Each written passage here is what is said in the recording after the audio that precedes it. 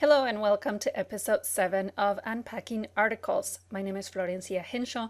I have a PhD in second language acquisition from the University of Illinois, Urbana-Champaign, and my dissertation involved heritage speakers of Spanish. And that is precisely the focus of the article we're going to be unpacking today. The effects of explicit instruction on written accent mark usage in basic and intermediate Spanish heritage language courses. And essentially what this article is trying to address is the question of how helpful spelling instruction is. Does teaching accent rules explicitly lead to an increase in accuracy? Let's talk a little bit about heritage speakers. The authors don't provide a specific definition of heritage speakers. However, very broadly speaking, we can say heritage speakers are those who learned Spanish at home, mainly orally, and then they get their schooling primarily in English. What do we know about spelling when it comes to heritage speakers? We know that most of their spelling errors revolve around accent marks. There are other patterns of spelling errors, but the majority are all about accent marks, and that's precisely what this study is going to be focusing on. A study by Baudry in 2017 showed some positive effects for explicit instruction of accent rules. And this was a 6-week, fairly controlled study. So what the authors of this article want to do is figure out if the same holds true for the real world of the classroom. The participants were 163 college students. They were some in first semester and others in second semester, and they were enrolled in Spanish as a heritage language courses. So these were courses specifically designed for Spanish heritage speakers. The treatment groups consisted of explicit instruction versus no explicit instruction. The explicit instruction came from the textbook. Also, the explicit instruction group got points taken off for spelling errors. On the other hand, the non-EI, no explicit instruction group, did not cover those sections of the textbook, and there was no discussion of accent placement. The instructor also told the students not to worry about it whenever the students asked a question about accent placement, and of course they had no points taken off if they made spelling mistakes. All students had to do 2 dictation exercises. They did one the very first day and one the very last day of the semester. And the researchers also looked at the open-ended answers on the exams that the students took as part of the course. What did they find? First, the non-EI groups in both semesters produced more words on average than the EI groups. In other words, the students that received the explicit instruction and had points taken off for spelling errors ended up writing less. Perhaps they were more careful about what they were writing, and they didn't want to take as many risks with the language. Another difference that the authors pointed out was between first and second semesters. It appeared that first semester students benefited more from explicit instruction. It doesn't mean that second semester students did not benefit, but there was more variation. Okay, so now here's the interesting part. Did explicit instruction lead to more accuracy? That's what we all want to know. Well, as you can see from the percentages here, the percentage of errors of missing accents for first semester students was pretty high overall. And even though the authors say that the EI treatment seemed to have an effect, to me, this difference is really not very big. Now, something that the authors don't elaborate on, they mention it, but they consider it negligible, however, to me is quite telling, is the percentage of errors related to overgeneralization. That means when the students wrote additional accents on words that didn't need accents. As you can see here, the EI groups for both first and second semester had much higher rates of overgeneralization than the non-EI groups.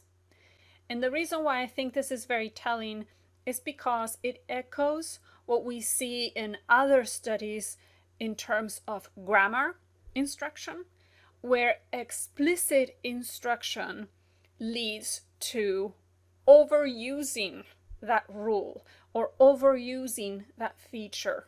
And so my concern is, are we seeing a reduction in missing accents mainly because the students are overusing them?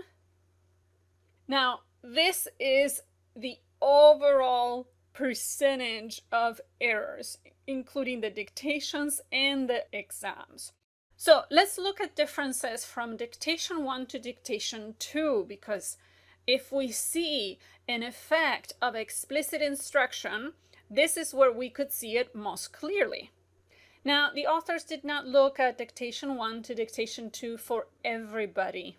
Instead, what they did is they looked at a purposeful sample, that's what they call it. And these were handpicked by the researchers. They had 4 students which they consider low performance, 6 which they consider mid performance, and 4 that they considered high performance. And to me, this is a bit of a red flag. I would have preferred to look at everybody from dictation 1 to dictation 2. And I tend to get nervous when researchers start handpicking. So even accepting all of those limitations, what do they find? Well, for the first semester students, since the authors claim those are the ones that benefited the most, indeed, we see that the EI group went from 59% to 23%. So there was a big reduction from dictation 1 to dictation 2, whereas the non-EI group, we actually see that it went slightly up. So we can see a clear effect for explicit instruction. One thing to keep in mind is that there was a task effect. We saw the effects of explicit instruction during the dictation task, especially for the low and mid performance students, but not so much on the open-ended answers. Let's talk about some of the limitations of this study. The first one is those hand-picked samples, the purposeful sample. Not only am I nervous that they handpicked them, but also the numbers ended up being too small. The other limitation is, I guess, more of a question than a comment. And that would be, should those samples of students that had very few errors from the outset have been included? When I think about other SLA research with a pre-test, post-test model, it is not uncommon for samples with a high pre-test score to be excluded. I do think it's interesting to look at those students who come to the course already knowing accent rules and then seeing if perhaps instruction had any negative effect on it. I still think that's interesting. I'm just wondering, should they have been included with everybody else?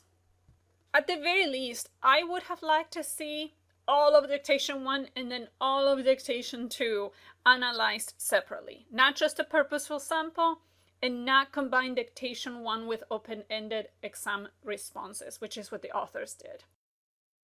So the bottom line of the study for me is that explicit instruction may have a limited effect in improving accuracy. And the reason why I say limited effect is because the effects seem to be limited to a very controlled task like a dictation. But it may come at a cost. As we saw, there are 2 possible side effects of explicit instruction that we need to keep in mind. The first one is students may feel a little bit more inhibited in how much they're writing.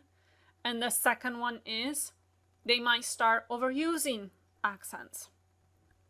I'd like to close with this quote because it gives us a lot of food for thought about our priorities. It says, if one of the principal goals of basic and intermediate level heritage courses is to encourage learners to express themselves in written modes and develop thoughts on paper, explicit spelling instruction might prove counterproductive for some. So this is a good reminder to go back to what our goals are and how we prioritize those goals.